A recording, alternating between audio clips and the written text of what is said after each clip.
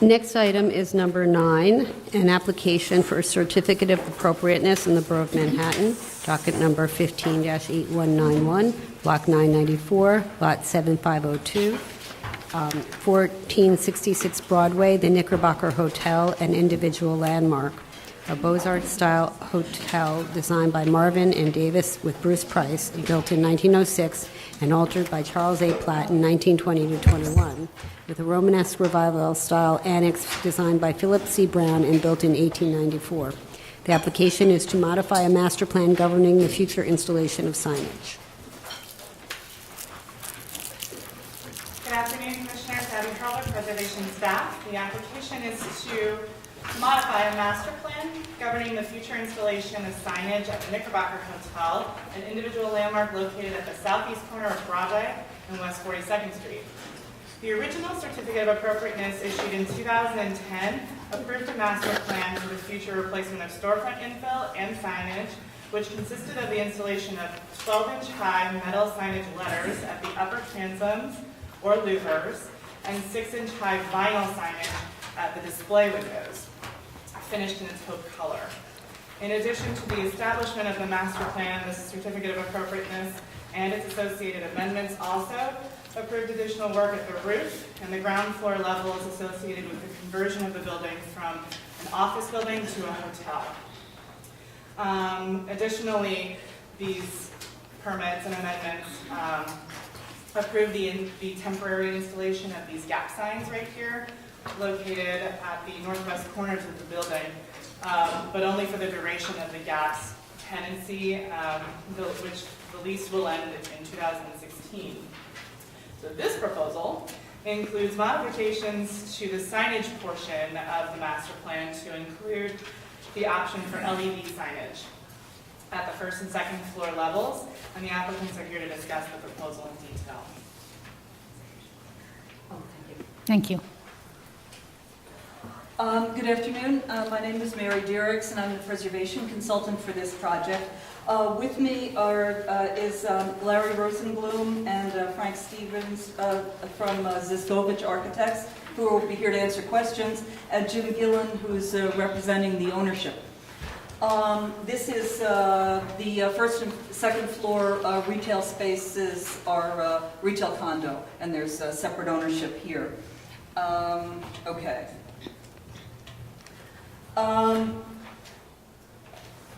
The Knickerbocker Hotel was completed in 1906. It's in Times Square at Broadway and 42nd Street.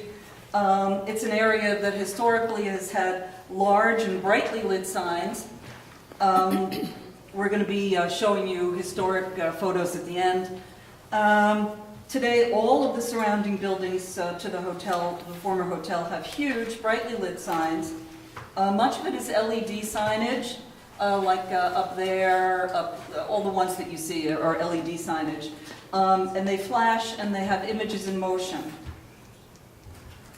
Here are more. These are all like across the street from the hotel.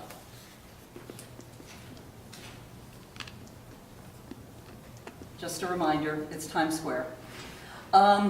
The hotel was built in 06, but it was turned into an office building in the 1920s.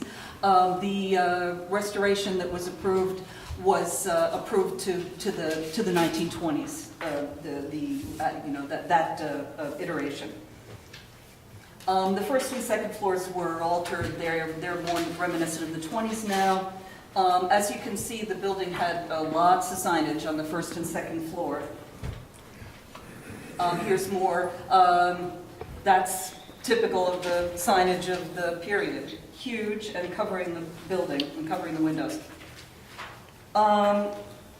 In that period, here is late 40s, if you'll note, the second floor was completely covered with signage.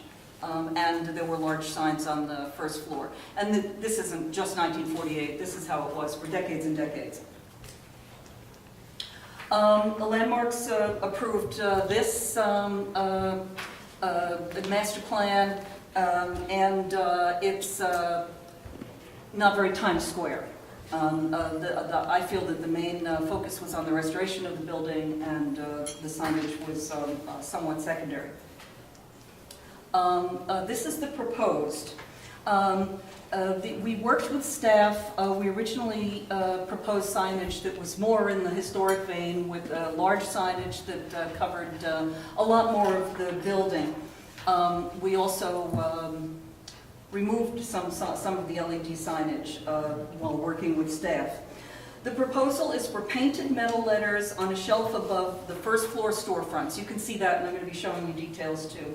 It shows white here, it's not lighted, and what we're proposing to do is have this be different colors depending on the tenant. So we're not actually proposing unified white signage as you see in the rendering.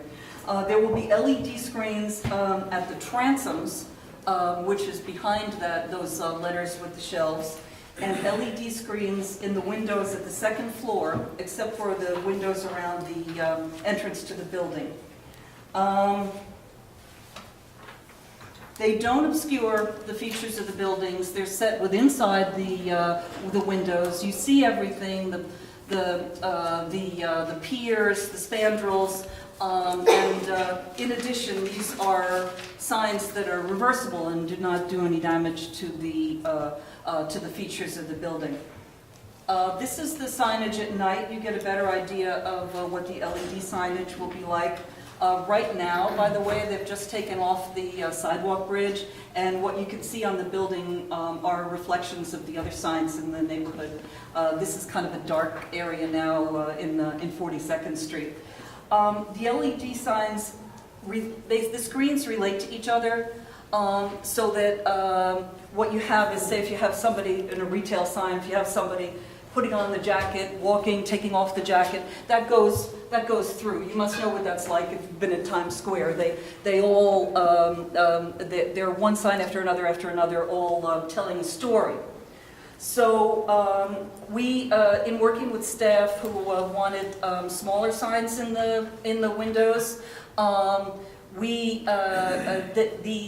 LED sign doesn't work when you have big spaces in between each sign. The pier, your eye kind of passes by the pier because it's white, but if you had a lot of extra space that kind of comes up looking black in a window, you don't get the same effect of this signage. Also, this signage has to be at the top so that it ties in with the ventilation system, just by the way. Here are the drawn elevations. These are details that show that this LED screen is a separate unit mounted on a track behind the window, right behind the window, very close to the window. This transom is an LED screen.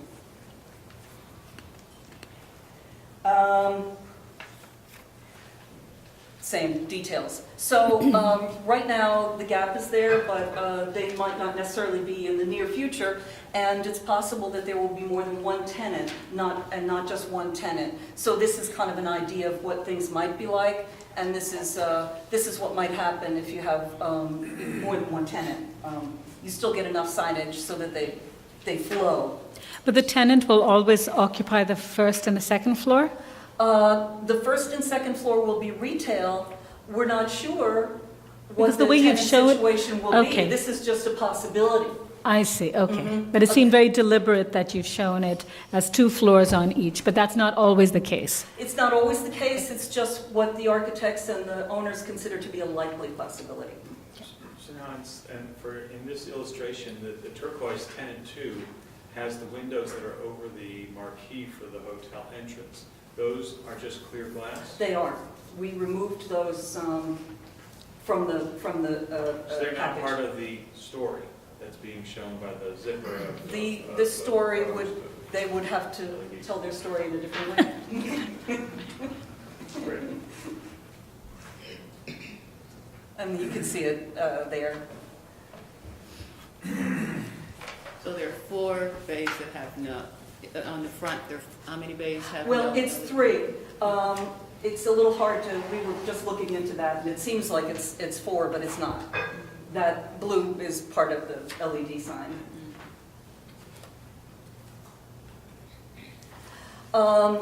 There's a tremendous tradition of large lighted signs in the Times Square area.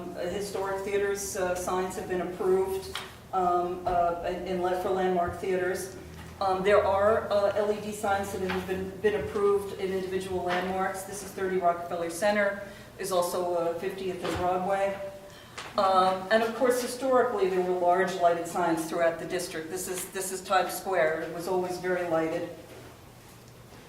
And there were also large signs. So across the street from 1466, a building that doesn't exist anymore, is this one. This also had second floor windows that were completely blocked and signs that were lighted. It's hard to tell, but we actually found a kind of a nighttime one of that, but not a Knickerbocker. That's it. Thank you.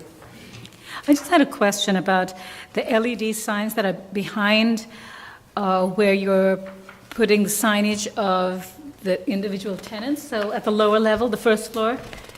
I'm just curious about that signage choice, given that wouldn't the LED signage behind the lettering actually make it more difficult for one to identify the store? Larry, you want to? Hello. Good afternoon. My name is Larry Rosenblum from Discovery Architects. Part of the due diligence we did with the sign companies was to really actually study how to get this movement to work properly. And you need a certain amount of activity. You also need a certain amount of background. So in the programming, the thought was that, and that's why you're seeing it illustrated the way you are, is that it's more of a color background, that the movement would be on the upper levels, and then the bottom, since the signage in front is non-illuminated, in effect would really be more background color. Not that it would try to compete with the signage, which is why we left the signage that's on the ledge is non-illuminated. So it just provides a very, very nice contrast. And I do understand your Okay, point. I was just a question. Yes, that's exactly why we did it. But the idea is solid. that the zipper, the movement signs are not really going to be at the level. No, the movement occurs above and the background occurs below. Right, but just following up on that, is the original spandrel the lower line, or there are two bands, right? There's the band that's material, and then there's the band that's the LED. Is the bottom of the current LED band the original spandrel line, or not? This is the spandrel. Yeah? This is what would be a transom. Was it? Was it originally? Once a transom? I mean, Yeah. was there once that line? Yeah. I believe. If you go back to the original approval from Landmarks. Oh, yeah, but that's That not, if we go back to the No, we're historic just talking about photo. this Can I just band. clarify something there? That is currently on, as it's constructed right now, that's opaque glass. That's not clear glass. That's below the ceiling line. So that transom, not this picture, but Sorry, go ahead. Go ahead. if you go to physically what's there today, what you would see is clear glass, then you would see a transom, and that transom is made up of opaque glass because that's below the ceiling line of the space below. And then above that is the spandrel, which is made up of the metal panels.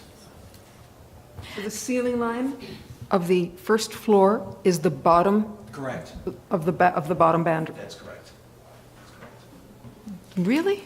Oh, so it's because it's a hung ceiling that was put in later? I mean, it would not have been certainly original. It wouldn't, the ceiling. It's how it was approved, I guess, a couple of years ago, and it's what's physically there today. And if we look at the section, it shows it that way also.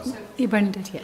The existing conditions, this is modern storefront infill that was based on the 1920s condition, so we approved the metal spandrel as well as the frosted glass. So this is not a historic condition, but it was designed to recall the 1920s condition.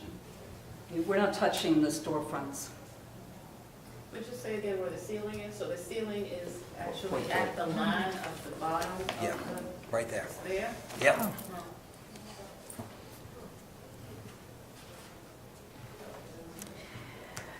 All right, other questions?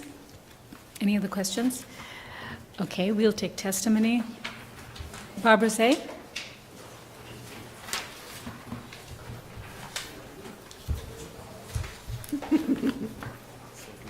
Barbara Say of the Historic Districts Council. HDC finds that the approved master plan for signage is far more sensitive to the Beaux-Arts Knickerbocker Hotel than the proposed signage plan. The larger signs and brash LED lighting detract from the elegance of the building's base, and the current master plan, our committee feels, offers plenty of exposure for commercial tenants. Thank you. Thank you, Barbara. Are there any more speakers? All right. Community Board 5 has sent in their resolution, and they recommend approval of the proposed signage and lighting changes on the first and second floor.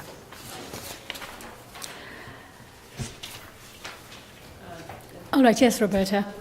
So are there examples of other buildings of this age that have LED, or is this the first? Is this, in terms of The the second 50th floor? and Broadway probably is maybe a little bit newer, but similar, and 30 Rockefeller Center is a little later. The commission has in the Times Square area approved LED signs on other individual landmarks. So the Paramount Building, the I. Miller, and the Brill Building have all received approvals for some LED signage. On the second floor and other portions of the facade. All right. Yes. I think if there are going to be signs, and there are going to be signs that are competing with the other Times Square signs in any way, I find it interesting for it to happen behind the historic material, and especially these piers and the corner pier. I think that that's interesting for it to be set back, and set back in terms of the image itself is set back. Because materially it's not set back that much, but the image is happening behind the architectural fabric. I do think, though, that that the line of what the chair asked about, which was this other band of LED, and then the lettering in front of it, seems a bit redundant, given or something, or just not as Doesn't seem fantastic as necessary. this kind of moving continuous image. If I may? Yes, please. One of the technical educations that we did receive by working with a lot of the sign companies was understanding how do you really get this, how do you get the movement to feel important, and you have to bring it down also to a certain level, so that if the color ended or the movement ended at just the second floor. Go to your next image. To me, that makes the case better. Thank you, Fred. You're welcome. Oh, I see. Okay. The movement continues in the bottom. Yeah. Well, why not? But the movement continues to the bottom, but again, they have to program it in a manner that doesn't have like words or anything like that, so that you bring it closer to the eye, down to the ground, and you get the height. The height is very, very important. When it's only at the second floor, it doesn't have the same feeling. Right, as- but I'm not proposing that it's only on the second floor. I'm saying bring it down, as in this Oh, image. yeah, no, we agree. It's just that in response to the question that the commissioner had asked about the conflict between a sign standing on its end, we said we have to be very careful about the programming of how that works, because you don't want words on top of words. That's what we were saying. I'm asking why the words at all. Oh, why is there? So these are store signs, right? Yeah. But Yeah, they're the individual non-lit, store signs. the non-lit store signs. And it would change, so are we approving like the height of those signs or anything, or looking at that, or are we just talking about? You mean the signs that they have the On the ones shelf. Your on the question shelf? was Yes, we on are. the shelf. Right? We're looking at that. I find it, I mean, you've got all of the information you might want to have in the LED image, no? So if you have individual Yeah, it may not relate to the store. leases. Why not? It could be something else. That may just be one store. Yeah. But it's supposed to be the I mean, signage for the product. But the image that's there. Sometimes the images don't have any actual, like, no written words, I so, Product so they may goes be, to all the store signs? Yeah. I mean, give you an example, if let's say it was, I'm just going to use an example of Starbucks, and the motion was a pouring cup of coffee. right. The sign below, which is non-illuminated, would just say Starbucks, very simply. But the action on top would be more of the graphic of the pouring cup of coffee as opposed to the word Starbucks. But will the LED sign, the big LED sign relate to one of the tenants? Yeah. Or maybe not? We're not showing it as advertising signs. It's only an accessory sign, okay. Right, so it has to. But it's relating to, presumably relate to at least one of the tenants in the But building. then you could have a sign that doesn't relate to your store. I mean, so it could be that it's a It could be, Starbucks thing. it could be, exactly. You're selling Coke, yes, or whatever. And I- then, so, you know, I think that we can doesn't matter, right? maybe defer to what they put in within the LED signage to them and their tenants, because they're always going to make it work. I think from our perspective, we should just speak to the fact that there will be LED signage. And I think, Adi, your point is interesting. It is competing with many signs, and interestingly, Times Square is one of those districts where, unlike other portions of the zoning resolution, not only do they allow you to do a whole lot of signage, they require you to do it. So there's a very conscious public policy decision that in the bow tie, which is 42nd Street, Broadway, and 7th Avenue, from 40th Street to, I think, 48th Street, you are encouraged to do all this razzmatazz. So, but just... 18 inches high, and then at the entrances, 24 inches high. Okay.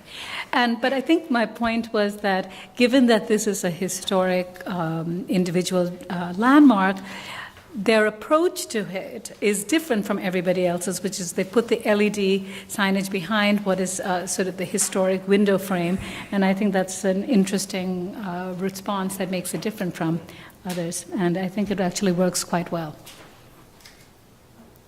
Yes, Michael, do you have a I would concern? just say that only because they're behind the windows,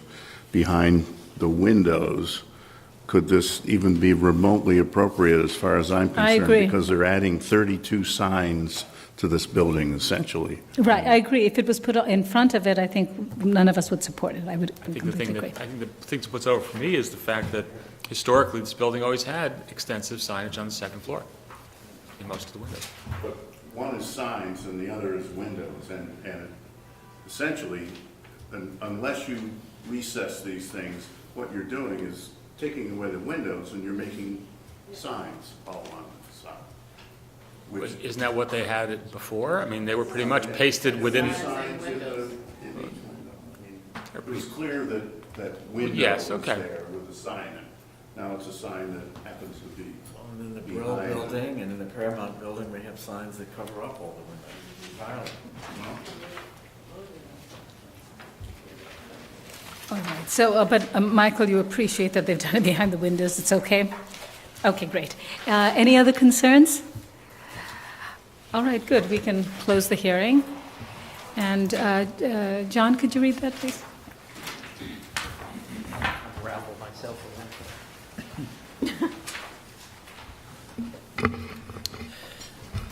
The matter of docket number 158191, 1466 Broadway, the Knickerbocker Hotel, which is an individual landmark. Application is to modify a master plan governing the future installation of signage. I recommend approval, finding that the proposed work will not alter, eliminate, or conceal any historic fabric. The building's location in the heart of Times Square makes it a candidate for large illuminated signs. That the presence of large illuminated signage at the base of this building, which was redesigned to recall the early 1920s design with large display windows, will be compatible with the commercial character of the building base. That the placement and quantity of the proposed signage will be consistent with the types of signage present at the base of the building shortly following its early 20th century redesign and continuing throughout its later history. That placement of the LED screens at the interior side of the second floor windows will help these installations to remain subordinate to the exterior architecture of the building.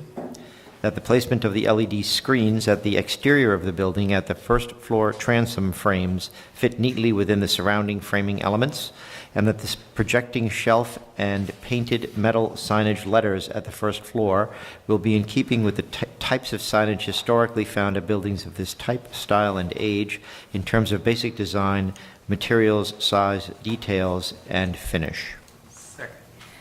All in favor? Any opposed? Okay, this application has been approved.